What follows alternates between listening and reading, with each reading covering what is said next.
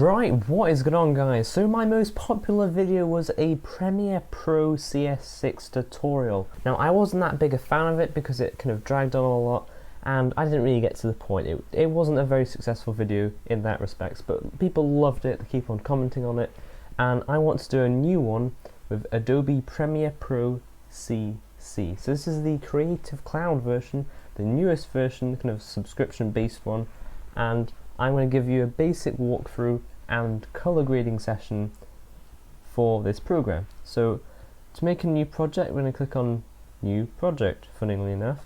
Right, let's click on that, and we need to make a project name. So I reckon Fun Stuff will be good. So click OK, and it will go into the program. So it looks really blank right now, and that's because in CC, different from CS6, it kind of starts without a sequence, which means basically it's blank. So to create a sequence, I'm going to go to File, New and Sequence, and for my camera I used a Nikon D3100, so I'm going to use a digital SLR 1080p 24 frames per second preset. So this is for cameras like that Nikon camera I used, the Rebel T2i, T3i, T4i, T5i, they're very popular cameras in this kind of respect for filmmaking, and those kind of cameras, D800, D5100, D5200, all these cameras, that is the one that most people use. Now if you've got a different camera, say like a Red Epic cinema camera, it's about £50,000, yeah, you can use 5K footage, you'll be using that, but I doubt people using this tutorial will need that at the moment. But if you're using a point and shoot camera, we're going to be going to the DV NTSC widescreen 48 kHz. That will be what you'll be using. That's a safe option for small standard definition cameras. But here we're going to be using this one. If you want to get more advanced, just check your settings and check the frame rate. This is the frame size or the pixels. So that's full HD, and that all looks lovely. It's going to click OK, and you see now it's opened out and it has got more features. So we have the timeline here. This is where you're going to edit, cut, and kind of align your clips. You're going to sort them out on this timeline. That's what it's used for. This is the preview window. When we've got a video up, you'll be able to see it and preview the video, funnily enough, yeah. So this is the effects bar and so on, but we're going to kind of hurry up a bit. So if you click on the project bin, I suppose you call it, and right click and import, we're going to find our footage. So I'm sure you know how to use Windows Explorer. Yeah. Okay, so we're going to find the footage. This is mine, shot on that camera I told you about, the Nikon D3100 in Bruges. This is the famous boat trip which goes through the city on the canal. It's fantastic, and well, I wanted to edit the video for it. So what I just did there, without telling you, it's very naughty of me, using the plus and minus keys you can zoom in on the video. It doesn't change the clip duration, all it does is just zooms in. And you can also use this tool here to do exactly the same thing. It's quite important just to be able to see it, it's not getting too small, you know. So this red line, this is going to be where you skip through your clips, like that. If it's really slow at this point, head over to here and make sure the resolution is at lowest. That helps your computer kind of process the video preview and not get bogged down. Now if it isn't playing at all smoothly, then that's about as good as it's going to get, so I'm sorry about that. Now then, I want to find the start and end point of my clip. So say if I want to start it here, just when the boat comes in, I'm going to either click from the start and drag that in, and that's cut it, or Control Z will go backwards, by the way, or I can hit C to get the eraser tool up and click where I want it to cut. It split it in half, you see, and we're just going to highlight the section we don't want and click delete on our keyboards. Now it's very important that you see there's a blank space here. You don't want that. You want to drag the clip back to the start again, and same if you want to edit the end of it. Say I want it to stop there, just drag it back again and that will cut it. So you can see what you've done there. That's lovely. Now, I shot this flat on my DSLR, which basically means I've made the footage deliberately dull and colourless so I can change it in post, which was what we're doing right now. This is just a general, it's good practice to do this, and I'm going to show you what I do. So if we go to Effects panel and Video Effects, now this is the thing, I use Magic Bullet Suite to sharpen, denoise and so on, as well as colour grading. So I'll be using Color 2, so just click and drag over onto the clip. But if you don't have that, because it does cost, you're going to have to use Color Correction, scroll down, and the Fast Color Corrector. But it's very, very similar, just it looks different, okay? So we haven't put that on, we've just used the Color one because that's what I prefer. Scroll down, you have a good look at that, that's what we'll be using. And again, really recommend this one, it is a really good program. I prefer it for the inbuilt color correctors, it's just nicer. Philip Bloom also uses it for his color correction, which is always a good sign. Good old Bloomy, eh? So we're going to use this to brighten the colours up and make it look realistic, because right now it's just really dull. So there's lots of different things you can do, but what I normally do and what is good practice is to do the general, taking the shadows, just click and drag, taking the shadows to the blue section. Now it may be a bit slow, but that's fine, you just have to live with that, I'm sorry. Taking that to the blue, okay, it may have got darker, don't worry about that at the moment.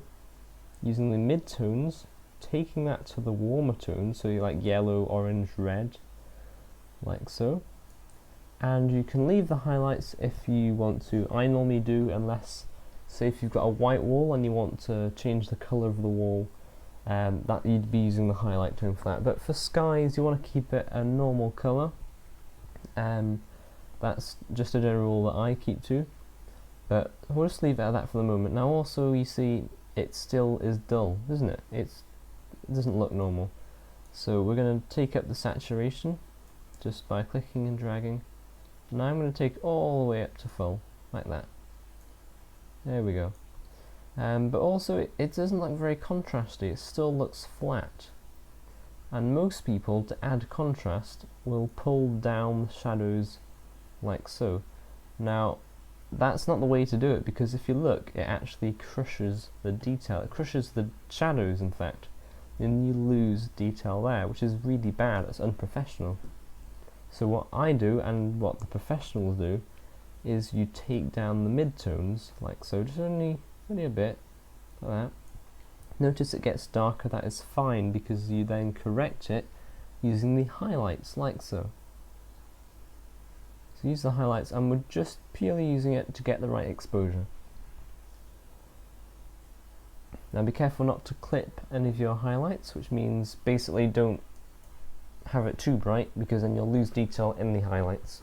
Okay, so that's looking a lot better now, and if you want a comparison of how it looked before, just go back up, and this normally shocks people, it shocks me, because you're going to forget about how it used to look. And next to the colour scheme there's an FX button. Click that, and that's what it looked like when we started. Quite amazing, isn't it? Tick it, and that's where we've got to. So it's really quite nice. If you do notice, say if you wanted to zoom in on the picture, just check things, go to fit and choose your zoom percentage. I'm going to choose 150 and click the H on your keyboard to pan around the image. So I just want to check something here. You see that's a shadow there, it's a blue shadow thanks to our colour correction, that's fine. But if we toggle this off, we have actually lost the detail. There used to be bricks there. We don't want to lose the detail, so what you can also do is bump the exposure up in the shadows a bit, and see that's coming back again quite nicely, and we've got the detail back from how it used to be. There we go, toggle, it's back how it used to be now. So if you want to get back to the same zoom, go back to fit, and I'll toggle our settings back on again. But we have lost a bit of contrast. So remember what we did to add contrast? Simply go to the mid-range and take it down again. And we've still got the full dynamic range and it looks lovely. Now another popular thing that people want to do is make it super widescreen, so i.e. black bars across the side, or the top and bottom. Now in my last tutorial I mucked up because I told you to get a printout of black and white bars and simply put it over the top. That was a load of rubbish, I'm sorry for that, and people keep on asking. I'm sorry, leave it, okay? If you want to add black bars, go to File, New, Sequence, so remember we did this before, and go back to your preset again, but then go to Settings, and this is going to depend on the resolution of your camera, but say if it's Full HD like mine, go to Horizontal, no, got that one wrong again, Jason, okay, go to Vertical, and change it to 800, and notice when you click off, it changes it to 12 by 5, that is anamorphic ratio film. So that is basically anamorphic comes from an anamorphic lens which is stretched to the super wide viewing angle, which is 12 by 5. So if you're using 720p, I'd recommend 5 or 600 pixels vertical, and same, I'm sure you can work this one out, just get the right ratio, 12 to 5 is ideal. And click OK, and you notice it's add a second tab. This is sequence 2, that was what we worked on before, and this is the new one. See, it's a really wide box there compared to the last one. So you think, oh, I don't want to do all that again. That's fine, you don't need to. You just click, copy what you've just done here, go to sequence 2 and use Control V on your keyboard to then add it back in again, and you see it is now made that widescreen, which is lovely. And also if you go to motion up here, expand that, you've got room to crop it a bit. So there you go, you've got a better view now. One more thing, if you zoom in again, remember how you zoomed in? Go to 150, that's what I normally use. And the detail's actually quite soft. That's because when I shot it, deliberately took the sharpness down to avoid some complicated things which I'll talk about later in another tutorial. But if you want to make the video sharper, simply type in to the effects bar sharp, and it'll come up with sharpen, and click and drag that on, and if you go down to the very bottom of the effects bin, you can see it there, and you can add a number. Now for this DSLR camera I normally use 10 to 30. Now if you add too much it will look quite horrible, but I'm going to try 20, and there you go. And you can see a very small adjustment. Remember, this is a small preview, so it's not going to make much difference, but it has just clarified it, you know, it has just generally crispened it a bit more. So this was a basic tutorial using Adobe Premiere Pro CC. That is all we've done. So if you take them off again, you can see the improvement. We've gone from flat to graded and sharpened. To export this, which basically means to view it back as a video file, where you're going to go to Export, or make sure the clip is selected first. Go to File, Export, Media. Now I'm going to take you through this as well because it is part of the tutorial.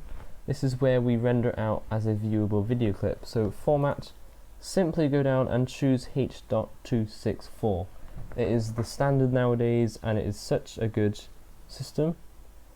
And for some reason my editor has packed up.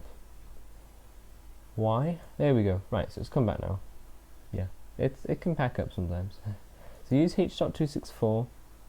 Like I was saying, it's the standard, and it's used for everything nowadays, and it's a very good encoder. Now you can see it's automatically used match source high bit rate. Just select that, and I'll take you through what it's done.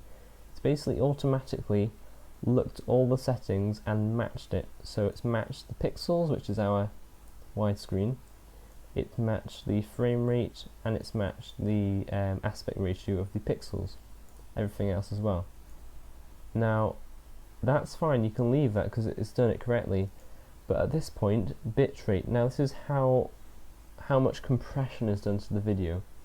So if you want a really high quality look, then you can say you can give it 20 megabits per second, and that will be really high quality compression.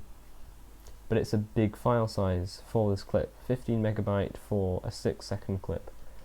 If you want to upload to YouTube, have still good quality but a small file size, then 5 megabits per second is my personal limit for full HD video. That is as low as I would go for full HD video, and it still looks good. Like I said, like, please, comment, subscribe, follow me on Facebook. I've got a page for that, I update regularly for that. And Twitter, I also tweet out things for the channel. And I will see you soon.